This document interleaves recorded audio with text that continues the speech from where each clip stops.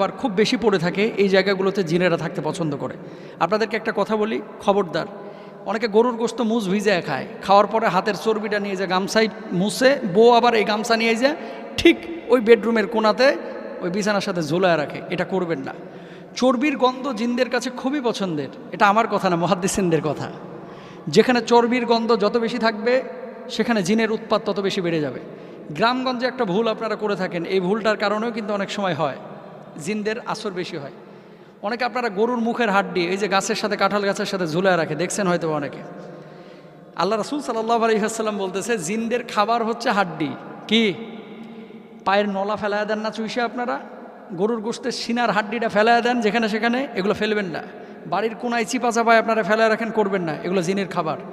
যত হাড্ডি যে এলাকায় যত বেশি, ওখানে জিনের উৎপাত তত বেশি। সুতরাং যে এলাকার মানুষ আপনারা জিনের ভয়ে পালাচ্ছেন, আমি অস্বীকার করতেছি না। জিনের পেদানি যারা খায় নাই তারা বুঝবে না, বলবে যে এটা আবার কি হুজুর কি কয় না কয়।